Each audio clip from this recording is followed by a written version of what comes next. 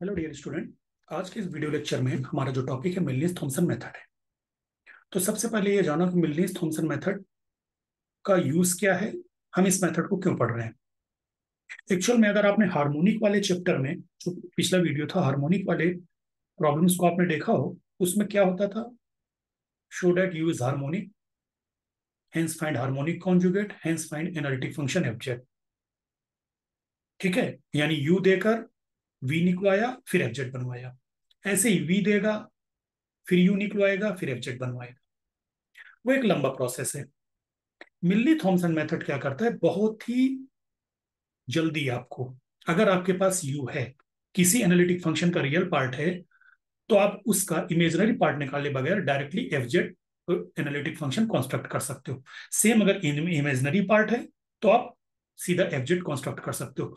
और इसकी एक और खूबसूरती है एनालिटिक फंक्शन मिल्ली थॉमसन मेथड की, कि यू प्लस वी हो, अगर यानी यू और वी का सम हो या यू और वी का डिफरेंस हो आपके हाथ में, तो भी आप एफजेड बना सकते हो। और मैं एक और नई चीज आपको बताऊंगा कि a u plus b v हो, यानी two u plus v, u minus two v, तो भी आप एफजेड बना ले जाओगे। क्योंकि आपकी बुक में खाली चार मेथड डिफाइन है। यू इज गिवन तो एफजेड क्या होगा, वी इज गिवन तो एफजेड क्या होगा, u plus v is given तो एफजेड क्या होगा, u minus v is given तो एफजेड क्या होगा। यहां पर मैं आपको सिर्फ एक ही मेथड पढ़ाऊंगा, यानी एक प्रकार से मैं कहूँ ये शॉर्ट ट्रिक है। मिल्ली थॉमसन मेथड की शॉर्ट ट्रिक है, जिसमें आप मिल्ली थॉमसन मेथड से सॉल्व होने वाली किसी भी तरीके की प्रॉब्लम को सिर्फ उसी एक मेथड से सॉल्व कर दोगे। आपको 10 फार्मूले याद करने की जरूरत नहीं है, 4-5 जो भी आपकी बुक में दिए गए। क्योंकि एग्जाम में हमारे लिए जो सबसे बड़ी स्टूडेंट्स के लिए प्रॉब्लम होती है वो क्या होती है, 4-5 तरीके के फार्मूले मिलनी थॉमसन मेथड के, और इंपॉर्टेंट है, इससे न्यूमेरिकल आता है। 4-5 तरीके के फार्मूले दिए गए हैं, वो सब एक दूसरे के जुड़वा भाई हैं। तो स्टूडेंट क्या करता है, कहीं ना कहीं कुछ ना कुछ मिस्टेक कर देता है, तो आंसर गलत हो जाता है। मैं आपको दिखाऊं, आपकी बुक में 4 फार्मूले होंगे बेटे। पहला मेथड होगा, आपका पहला मेथड जो डिफाइन होगा वो क्या होगा, method 1,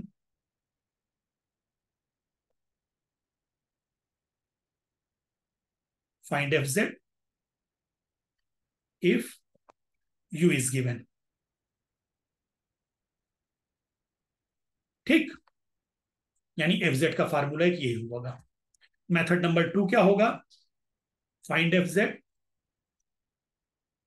if v is given, if v is given, यानी वी दे दिया आपको और आपसे कह रहा है एफ जेड बताओ, वो एफ जेड एनालिटिक फंक्शन बताओ जिसका इमेजनरी पार्ट आपके हाथ में है।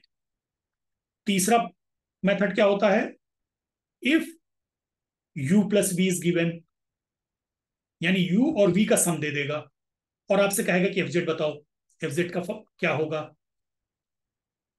चौथा, if u minus v is given, तब एफजेड बताओ।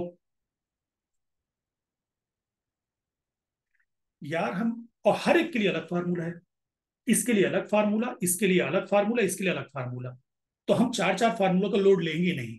आज हम, मैं सिर्फ आपको एक फार्मूला बताऊंगा, आपकी बुक में भी ये फार्मूला है, और इसी की हेल्प से इन तीनों एक्स्ट्रा वैरायटीज की प्रॉब्लम भी मैं कर दूंगा। ये वाली प्रॉब्लम तो होगी ही, इफ यू इज गिवन, ये प्रॉब्लम तो होगी होगी, लेकिन मैं इसकी प्रॉब्लम्स भी कर दूंगा अगर वी है, यू प्लस वी है और यू माइनस वी भी है। वो कैसे, वो आपको एक एक प्रॉब्लम में डिफाइन करूंगा। तो अगर यू दिया हुआ है तो एफ जेड क्या होगा आपका, integral u x z comma zero d z minus i integral u y z comma zero d z plus c. ये आपका फार्मूला है। तो बस आपको सिर्फ एक ये फार्मूला लर्न करना है। बाकी एनालिटिक की कोई सी भी प्रॉब्लम होगी, यानी सॉरी मिल्ली थॉमसन मेथड की कोई सी भी प्रॉब्लम होगी, वो आप कर ले जाओगे। बस आपको सीखना है, वो मैं आपको सिखा दूंगा। कुछ प्रॉब्लम्स इस वीडियो में, कुछ प्रॉब्लम्स अगली वीडियो में जो कल डालूंगा। ठीक है, बस आपको जो सबसे इंपॉर्टेंट चीज है जो लर्न करनी है, जो आपको हर हाल पे याद होनी है इस प्रॉब्लम को करने में, वो है सीआर इक्वेशंस। बस वो याद रखना बेटे, आपको सीआर इक्वेशंस याद होनी चाहिए, तभी आप इस एक फार्मूले की हेल्प से हर तरीके की प्रॉब्लम को सॉल्व कर पाओगे।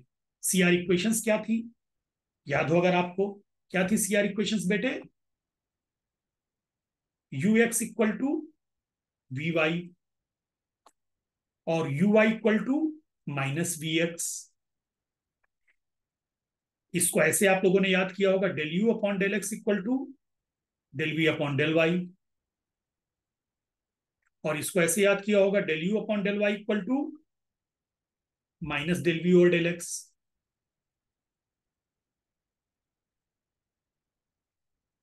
है ना? हाँ, एक चीज और बता दूं, यू एक्स जेड जीरो का मतलब क्या हुआ बेटा? इसका क्या मतलब है? इसका मतलब ये हुआ, यू एक्स जेड जीरो का मतलब हुआ, यू एक्स का मतलब क्या हुआ? पहले यू एक्स का मतलब हुआ del u upon del x. U तुम्हारा किसका किसका फंक्शन है? एक्स और वाई का। तो यू एक्स भी जो तुम्हारा होगा वो किसका किसका फंक्शन होगा? एक्स और वाई का। ठीक। तो जब मैं लिखूंगा यू एक्स जेड जीरो, तो इसका मतलब हुआ बेटे, del u upon del x में, del u upon del x में जहां जहां एक्स है वो जेड से रिप्लेस होगा, और जहां जहां वाई है वो जीरो से रिप्लेस होगा। क्योंकि यू तुम्हारा एक्स वाई का फंक्शन है ना, तो यू एक्स जेड जीरो का मतलब हुआ ये एक, this stand for x and this is for y. ठीक, ऐसे यू वाई जेड जीरो का मतलब क्या हुआ? Del u upon del y में जहां जहां एक्स है वहां वहां जेड, जहां जहां वाई है वहां वहां जीरो रख देना है। क्लियर? चलिए अब प्रॉब्लम करते हैं बेटे।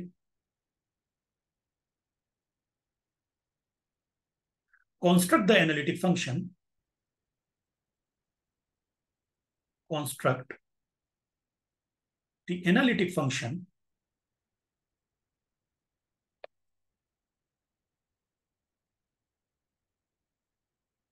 f of z for which the real part is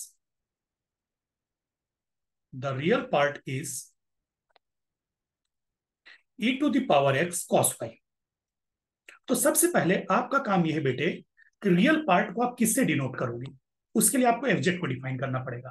late f z equal to u plus i v आपने लिख दिया, तो इसका मतलब u real part v imaginary part. यानी क्या दिया हुआ है? Given u is equal to e to the power x cos y, यानी u दिया है रियल पार्ट, है ना? अब मिलनी थॉमसन मेथड क्या है? लगे हाथ में आपको साइड में लिख देता हूं, ताकि आपको पता हो कि आपको क्या क्या करना होगा। मिलनी Thomson method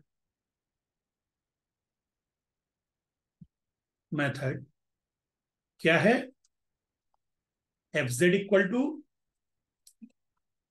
integral u x z zero d z minus i integral u i z zero d z plus c. तो मिलनी थॉमसन मेथड ये है। तो यानी आपको u का x के रिस्पेक्ट में डेरिवेटिव यू एक्स, u का y के रिस्पेक्ट में डेरिवेटिव यू वाई निकालना है। फिर उसके बाद x की जगह z, y की जगह जीरो, यहां पर भी x की जगह z, y की जगह जीरो लिख देंगे। तो लिखिए यहां पे डिफ्रेंशिएटिंग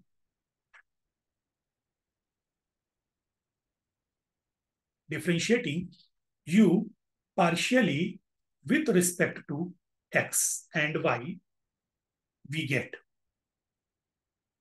तो u को जब x के रिस्पेक्ट में डिफ्रेंशिएट करोगे तो y को यहां पर कांस्टेंट की तरह ट्रीट करोगे, तो सिर्फ e की पावर x डिफ्रेंशिएट होगा। तो e की पावर x का डिफ्रेंशिएशन e की पावर x और cos y कांस्टेंट। लगे हाथ बेटा, आपको यहां क्या चाहिए? यू एक्स जेड जीरो चाहिए ना, तो लगे हाथ यू एक्स जेड जीरो भी निकाल लो। तो यू एक्स जेड जीरो में जहां जहां x है वहां वहां जेड, जहां जहां y है वहां वहां जीरो। ठीक है? तो e की पावर x, तो यानी e to the power z, और cos जीरो की वैल्यू क्या होती है? वन, बस into one. And u i निकालो। यू आई का मतलब क्या हुआ? यू आई का मतलब क्या हुआ बेटे? ये यहाँ पे e की पावर x cos y है, तो e की पावर x cos y, अब u आपका y के रेस्पेक्ट में डिफरेंशिएट होगा, तो e की पावर x कांस्टेंट सिर्फ कॉस वाई डिफ्रेंशिएट होगा। तो कॉस वाई का डिफ्रेंशिएशन माइनस साइन वाई, तो हो जाएगा ई की पावर एक्स ब्रैकेट में माइनस साइन वाई। अब लगे हाथ आप यू वाई जेड जीरो निकालना है,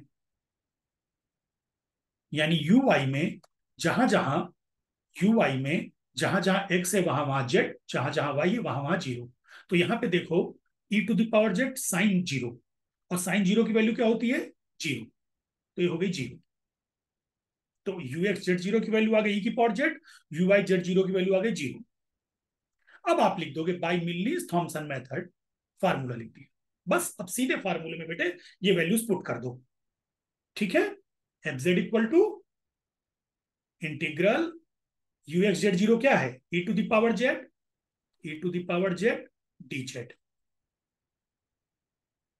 माइनस आई इंटीग्रल, यहां पे जीरो है ये, जीरो प्लस सी ई की पावर जेड का डिफरेंस इंटीग्रेशन ई की पावर जेड। आंसर, यही आपका आंसर है। अब देखिए कितनी आसानी से आपने यू की हेल्प से सीधा एफजेड बना दिया। और यहीं पर अगर आप हार्मोनिक फंक्शन वाले चैप्टर की तरह से करते हैं तो कितना लंबा काम था हमारे पास। हम वी निकालते, फिर उसका एफजेड यू प्लस आई भी लिखते। ये मिलनी थॉमसन मेथड की खूबसूरती। ये तो था बेटा पहला मेथड जहां पे यू इज गिवन है और आपने सीधा एफजेड निकाल दिया। अब मैं दूसरा मेथड, जो कि मैंने आपको नहीं फार्मूला बताया लेकिन उसको इसी फार्मूले की हेल्प से सॉल्व करना सिखाऊंगा, पहले मेथड के फार्मूले की हेल्प से। ठीक है, चलिए। जानबूझ के फार्मूला नहीं बता कि आप पे फार्मूले का मैं लोड ही नहीं डालूंगा, आप सिर्फ एक ही फार्मूले सॉल्व करोगे और कॉन्सेप्चुअली सही होगा। Question, find an analytic function w equal to u plus i v given that v is equal to x upon x square plus y square plus cos hyperbolic x cos y. अब देखिए v दिया है, कोई बात नहीं, v दिया है ना। और आपका फार्मूला जो मिलनी थॉमसन मेथड का था, देखो जरा उसमें क्या था? यू एक्स और यू वाई था। और मैं इसी फार्मूले से आपको कह रहा हूं कि आप निकालोगे, कोई बात नहीं। हम पहले वी एक्स और वी वाई निकालें, फिर देखते हैं कि वी एक्स और वी वाई से हम यू एक्स और यू वाई में कैसे पहुंचेंगे। ठीक, given v is equal to x upon, अब इसको ऐसे लिख दो, x x square plus y square का inverse plus cos hyperbolic x cos y. ठीक, अब आप इसको डिफ्रेंशिएट करोगे एक्स और वाई के रिस्पेक्ट में। तो जब आपने v को x के रिस्पेक्ट में डिफ्रेंशिएट किया, vx, तो y कांस्टेंट की तरह ट्रीट होगा। तो x minus two x square plus y square की पावर माइनस टू प्लस, अब x डिफ्रेंशिएट होगा, x square plus y square का inverse, first function into second function लगा दिया ना मैंने, पहले x फिर इसका डिफ्रेंशिएशन। ठीक, प्लस कॉस हाइपरबोलिक एक्स, यानी कॉस वाई कांस्टेंट रहेगा, कॉस हाइपरबोलिक एक्स का differentiation sine hyperbolic x, sine hyperbolic x cos y.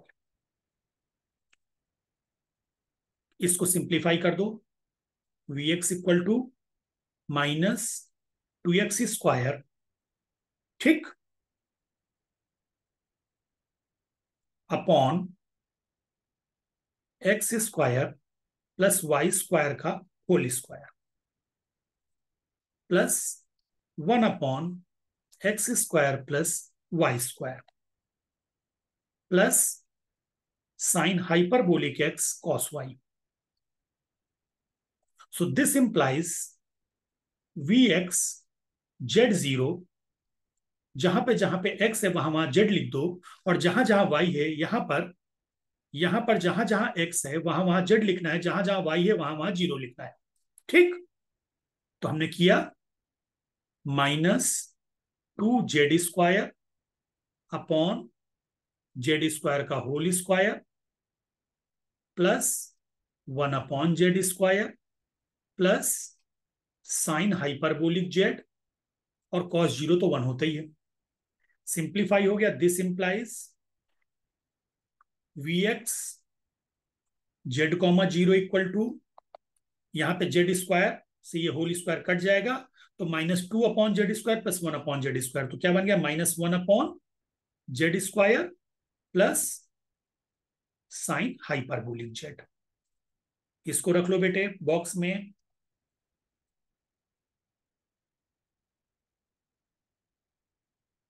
ठीक, अब बारी आई Vx की, नहीं Vx तो निकल आया, अब बारी आई Vy की। नाउ Vy यानी v का y के रेस्पेक्ट में डिफरेंशिएशन, तो v ये रहा। ठीक, ये आपका v है, इसका y के रेस्पेक्ट में डिफरेंशिएशन, तो ये तो कांस्टेंट हो गया, ये तो कांस्टेंट हो गया, इक्वल टू x तो लिख दो बेटा। अब बस सिर्फ ये टर्म y के रेस्पेक्ट में डिफरेंशिएट होगा, तो इसका क्या होगा डिफरेंशिएशन, -2y(x² प्लस y² की power -2 plus cos cos hyperbolic x constant होगा, सिर्फ कॉस वाई डिफरेंशिएट होगा, तो कॉस वाई का cos hyperbolic x minus sine y. अब सुनो यार, इसको सिंप्लीफाई नहीं करेंगे, जानते हो क्यों? हमें क्या निकालना है, देखो मैं तुम्हें बता रहा हूं, कुछ Vy(z0) निकालना है तुमको, है ना? तो देखो ना, जब y की जगह जीरो रखोगे तो यहां जीरो रखते ही ये टर्म पूरा का पूरा जीरो हो जाएगा, और यहां जीरो रखते ही साइन वाई जीरो होगा तो ये टर्म पूरा जीरो, तो यानी Vy(z0) क्या मिल जाएगा, जीरो। तो हम क्यों सिंप्लीफाई करके मेहनत करें, जब हमें साफ दिख रहा है कि एक पहले टर्म में y दिया हुआ है, ये देखो प्रोडक्ट में, वो भी प्रोडक्ट में है y। तो जब तीन प्रोडक्ट है, तीन में से कोई एक की वैल्यू जीरो हो गई तो तीनों प्रोडक्ट का वैल्यू क्या आएगी, जीरो। और यहाँ पे साइन वाई प्रोडक्ट में है, तो sine y sine zero zero होता है, तो Vy(z0) जीरो हो गया। तो अगले पेज पे चलते हैं, Vx(z0) हो गया 1/z -1/z² plus sine hyperbolic Z. ठीक, तो अब आपने निकाला Vx(z0) -1/z² plus sine hyperbolic z, और Vy(z0) आपने निकाला कितना, जीरो। अब तुम कहोगे ये तो हमें फार्मूला जो बताया गया था वो ये बताया गया था by Milne's Thomson method, Milne Thomson method,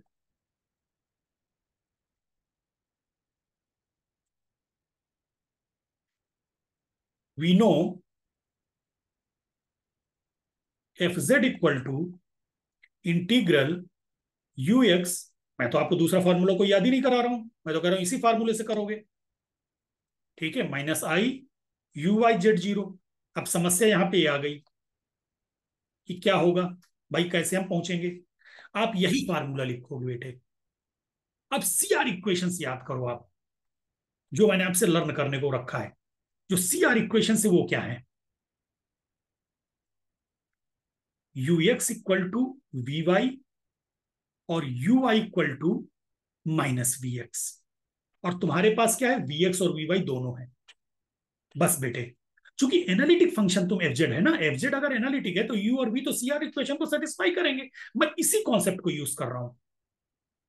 ठीक है, तो अब आपका ये जो फॉर्मूला बन गया, f z equal to integral u x की जगह वी वाई, Vy(z0)